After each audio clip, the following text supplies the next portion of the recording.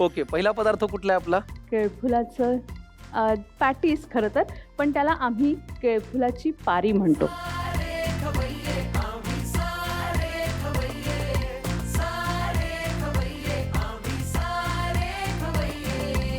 लागणारं साहित्य काय? त्यात केळफूल तर ओघाने आलंच. हो. इतर काय साहित्य ते सगळं बघूया आणि मग करूया कृती. घेऊन या प्लीज.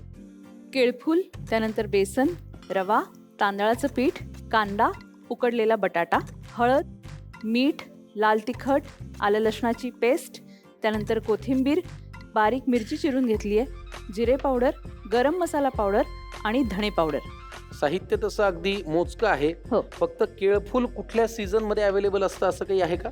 केळी 12 महिने मिळतातच, त्याच्यामुळे केळफूल 12 महिने मिळतं आपल्याकडे. ठीक आहे. आणि ते छान नाजूक असेल तर त्याचं आणखीन छान चव त्याची आपल्याला लागते. मग हे नाजूक आहे का? हो, नाजूक आहे. अरे वा, छान. चला काय करूया पहिल्यांदा? मी दाखवते. त्याआधी आपण स्टीमर ठेवूया का, कारण आपल्याला पुढच्या कृतीला लागणार आहे.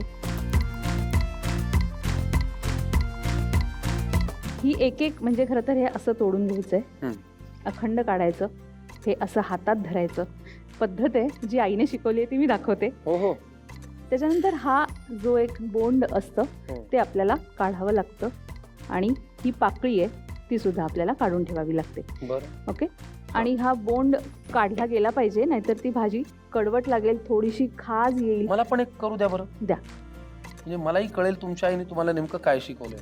हो. बघा. हो. हा बोंड जो आहे हा काढला. हा काढायचा. हो.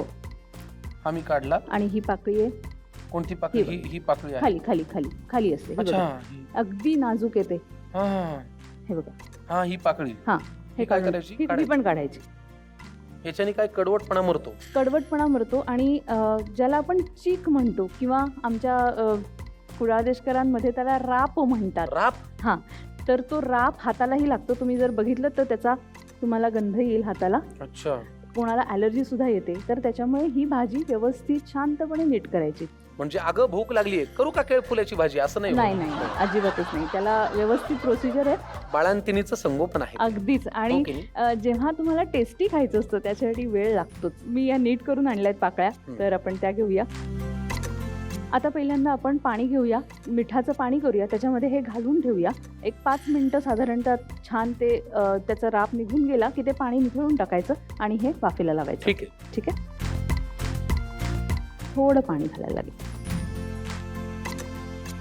अजून, ते बुडेल इथपर्यंत ते पाणी हवं. नंतर आपल्याला या कृतीसाठी पाणी लागत नाही. मला कौतुक कशाचं वाटतं माहिती का, की आपल्या जुन्या लोकांनी किती विचार करून केवढा वेळ या पदार्थांसाठी इन्व्हेस्ट केलाय. अगदीच. आणि केळफूल का खावं, म्हणजे आमच्या घरी कायम आई सांगायची, महिन्यातनं एकदा तरी केळफुलाची भाजी खाल्लीच गेली पाहिजे, कारण त्याच्यामध्ये लोह आहे, त्याच्यामध्ये पोटॅशियम आहे, मॅग्नेशियम आहे.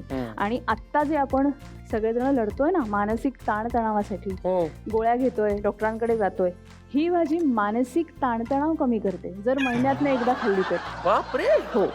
मला तर ब्रेकफास्टलाच घेतली पाहिजे ही भाजी.